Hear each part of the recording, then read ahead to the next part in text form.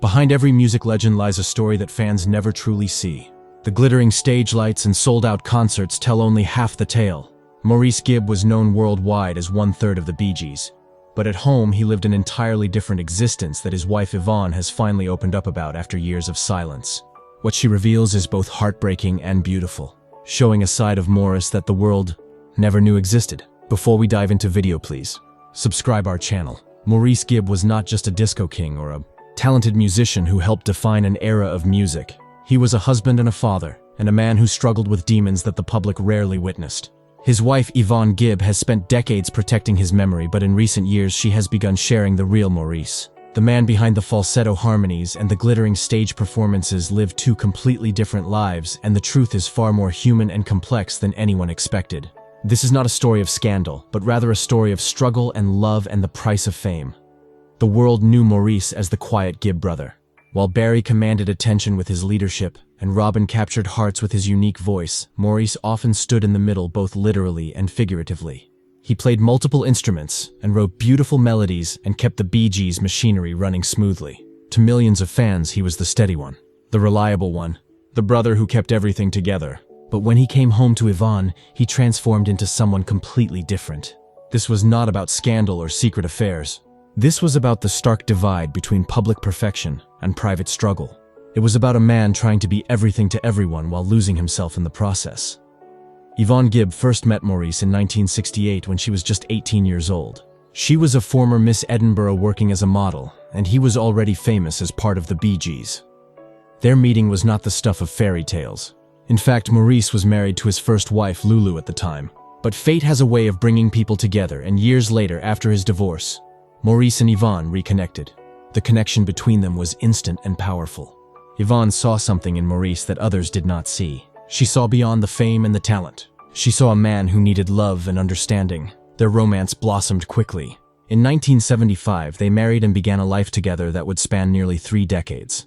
Yvonne says that from the very beginning, Maurice showed her two sides of himself. There was Maurice, the performer who could light up stadiums and command audiences of thousands. He was confident on stage. He was talented and precise. He knew exactly what to do and how to do it. Then there was Mo, as she called him.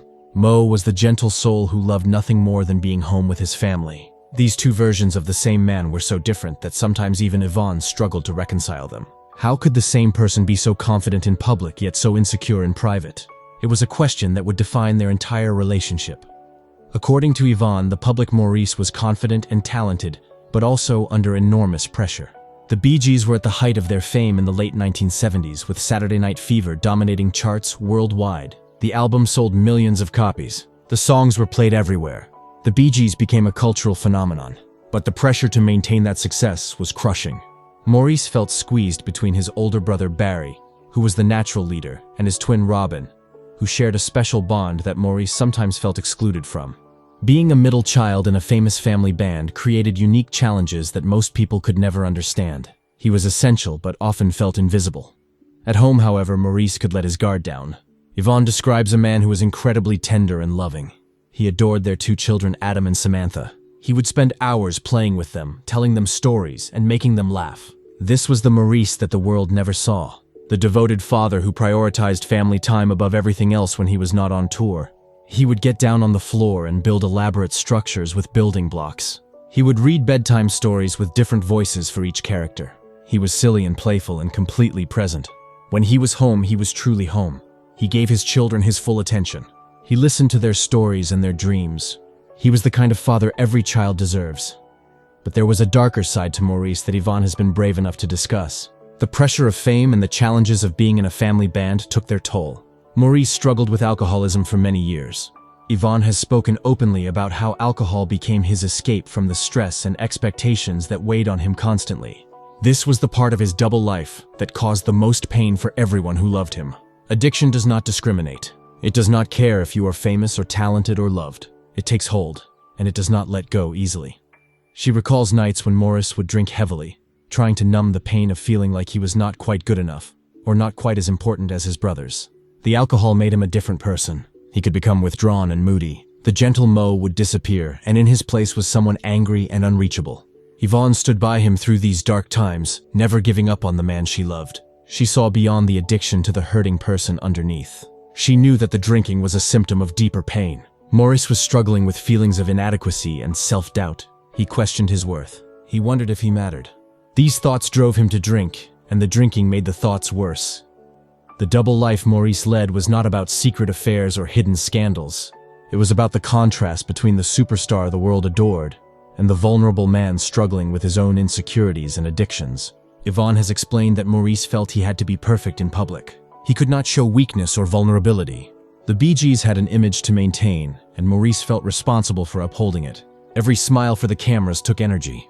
Every interview required him to put on a persona. Every performance demanded perfection. The public saw a polished professional. They did not see the man who went home and drank himself to sleep because he felt like a failure.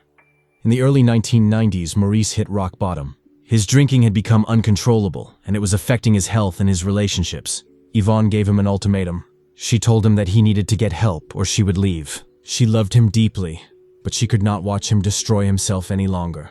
Their children needed a father and she needed her husband back. It was the hardest thing she ever had to do, but it came from a place of love. Sometimes love means being tough. Sometimes love means drawing a line and refusing to cross it. Yvonne knew that if she enabled Maurice any longer, she would be helping him die. She had to take a stand. Maurice took her words to heart.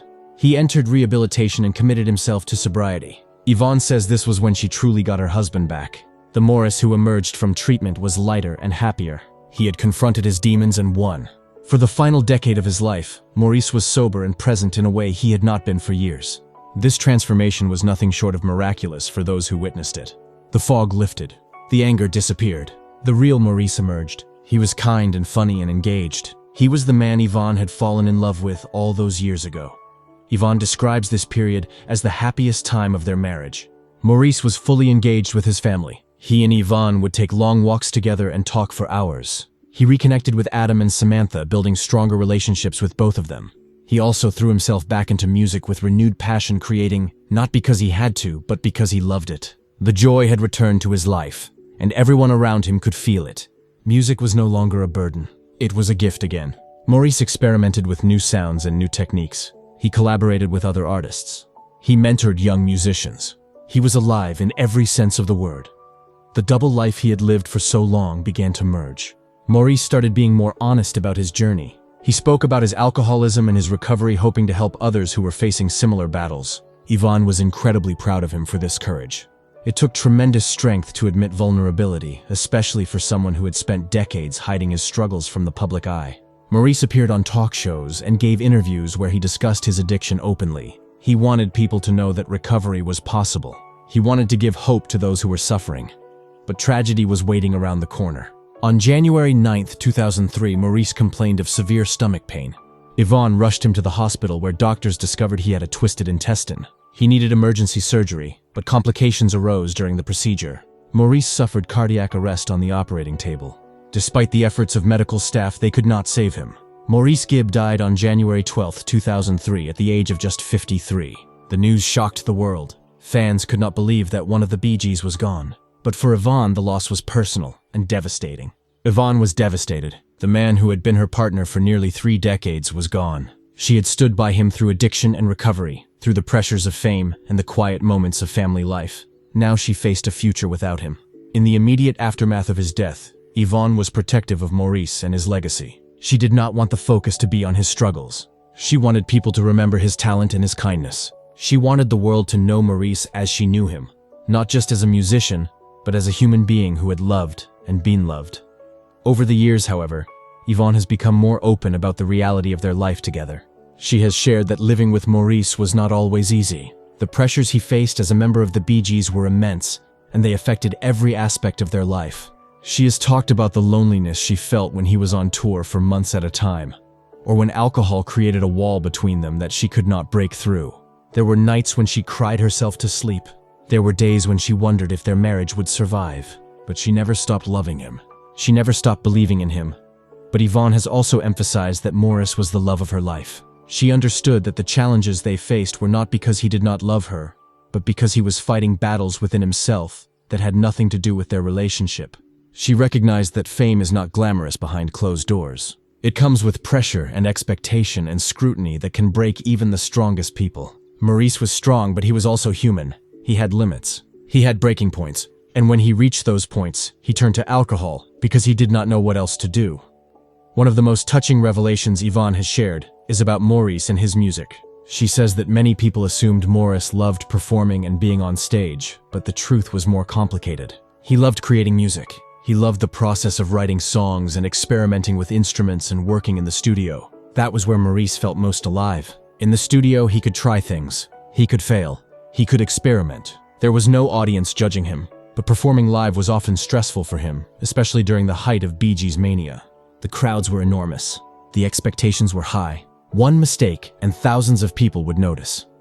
Maurice would come home after concerts emotionally drained. He would tell Yvonne that he felt like he was playing a character on stage, rather than being himself.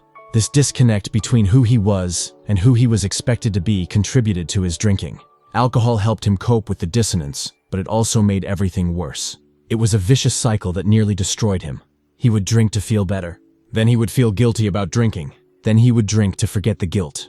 Round and round it went until Yvonne stepped in and demanded change. Yvonne has also spoken about Maurice and his brothers.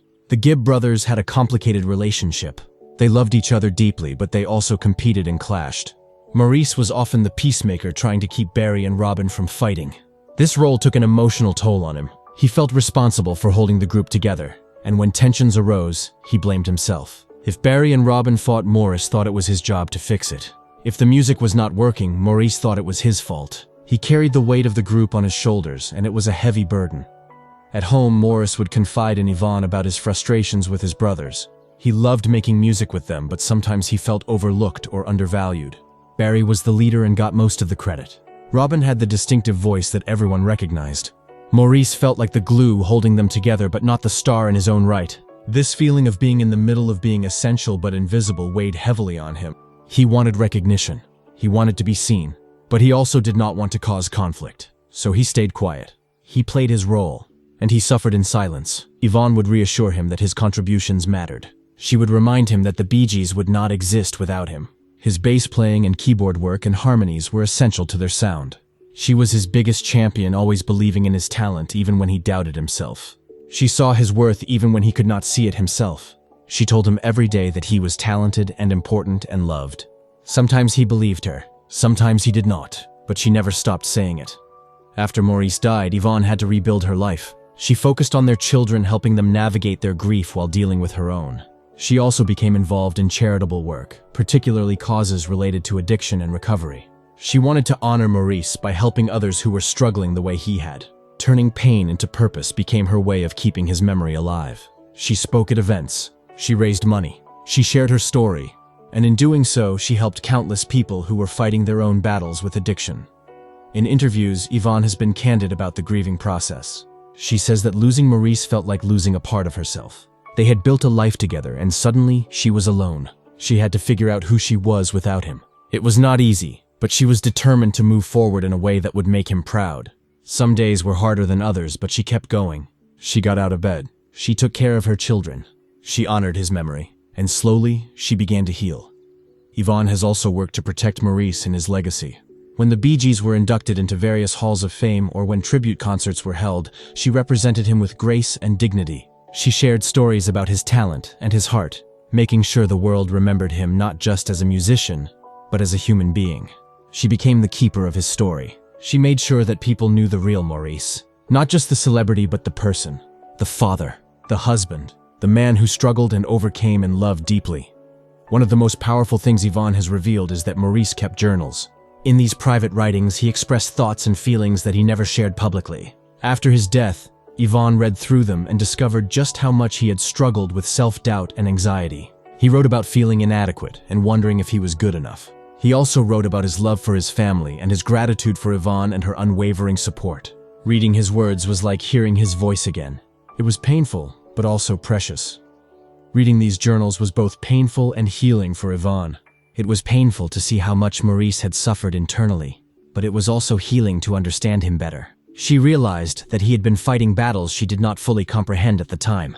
It gave her compassion for him and for herself. She had done the best she could, and so had he. Neither of them was perfect. They both made mistakes, but they loved each other, and that love was real and enduring. Yvonne has said that if she could go back, she would not change anything about their relationship. Yes, there were hard times, and yes, Maurice struggled with addiction, but their love was real and deep. They supported each other through everything, and they built a family together. That was what mattered most. The good times far outweighed the bad, and the love they shared was worth every challenge. She would go through it all again if it meant having Maurice in her life. Today, Yvonne continues to honor Maurice and his memory. She stays connected with the Bee Gees community, attending events and supporting projects that celebrate the music. She also maintains close relationships with Barry Gibb, and maintained one with Robin, who passed away in 2012. They share a bond through their grief and their memories. The Gibb family remains connected through their shared history. They support each other, they remember together, and they keep the music alive. Yvonne has also been open about how Maurice would feel about how music has changed since his death. She believes he would be excited about new technology and new ways of creating sound. He was always experimental and curious. At the same time, she thinks he would miss the human connection of making music together in a room, which was something the Bee Gees always valued. Maurice loved the collaborative process. He loved bouncing ideas off his brothers. He loved the magic that happened when musicians connected in person. The truth about Maurice's double life is not scandalous or shocking in the way tabloids might suggest. It is the truth of a man who was both a global superstar and a regular person struggling with very human problems. He was a gifted musician who brought joy to millions, but he was also a husband and father who sometimes felt overwhelmed by the weight of expectations. He was not a superhero. He was a man. A flawed, complicated, beautiful man who did his best.